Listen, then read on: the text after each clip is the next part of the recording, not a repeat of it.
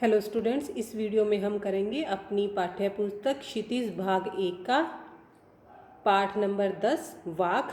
और इसके रचिता का नाम है ललदत जी, जो कश्मीर की रहने वाली थी और इनका जन्म 1320 में हुआ और मृत्यु 1391 में हुई।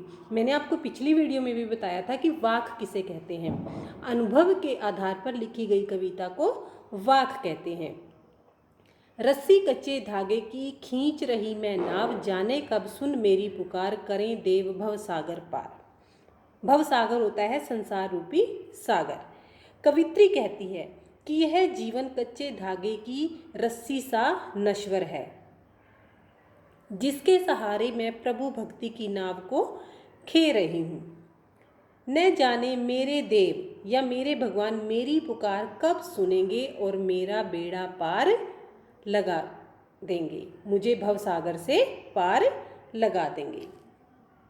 पानी टपके कच्चे सकोरे, व्यर्थ प्रयास हो रहे मेरे, जी में उठती रह हुक, घर जाने की चाह है घेरे।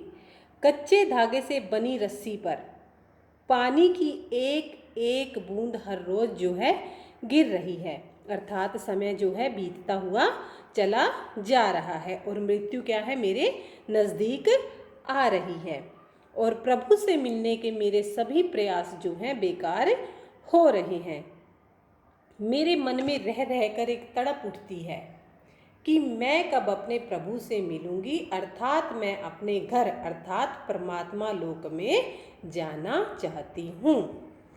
खा खाकर कुछ पाएगा नहीं, न खाकर बनेगा अहंकारी, सम खा तभी होगा संभावी, खुले की सांकल बंद द्वार की। अहंकारी का अर्थ यहाँ है घमंडी।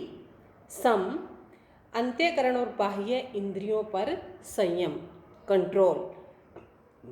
संभावी समानता की भावना रखने वाला, यानी कि ना तो वो भक्ति का मार्ग अपनाता है और ना ही त्याग का, मध्य मार्ग अपनाता है।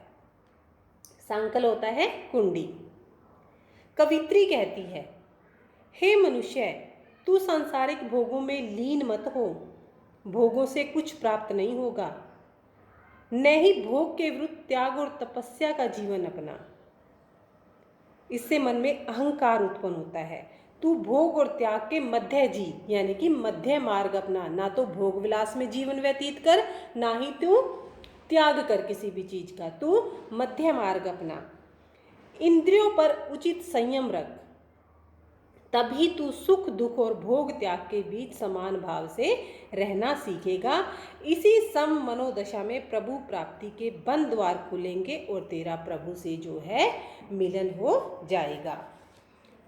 आई सीधी राह से गई न सीधी राह, सुषम सेतु पर खड़ी थी बीत गया दिन आह, जब जेब टटोली कोड़ी न पाई, माझी को दूं क्या उतराए। सुषम सेतु होता है सुषुम्ना नाड़ी के मध्य, यह नाड़ी ईड़ा और पिंगला नामक नाड़ियों के मध्य स्थित होती है, यानी कि इंटरनल कोई ऑर्गन है ये। माझी नाविक या पार उतारने वाला, पार उतारने वाला कौन है, ईश्वर। कवित्री कहती है कि मैं आई तो सीधी राह थी, किंतु चल पड़ी मैं उल्टी राही। आशय यह है कि कवित्री परमात्मा प्राप्ति के पथ पर ठीक ही आई थी, किंतु उसने गलती से कौन सा मार्ग अपना लिया, हठ मार्ग अपना लिया। वह जीवन भर सुषुम्ना नाड़ी को साधने का प्रयास करती रही, अपनी कुंडलिनी जागृत करने में वो लगी रही और इसी में जो है उसका सारा जीवन जो है बीत गया। उसे दुख है कि अंत में जब उसने अपनी जेब टटोली तो उसमें कुछ भी नहीं था, सारा जीवन उसका व्यर्थ हो गया, बेकार हो गया। अब वह परमात्मा को जवाब देने योग्य भी नहीं रही। उतराई के नाम पर उसके पास कुछ भी शेष नहीं था। माझिया किसको कहा गया है, भगवान को कहा गया है।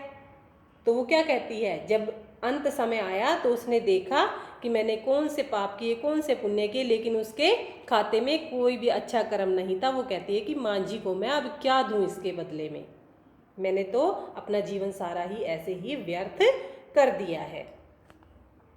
थल थल में बसता है शिव ही, भेद न कर क्या हिंदू मुसलमान। ज्ञानी है तो स्वयं को जान, वही है साहिब से पहचान।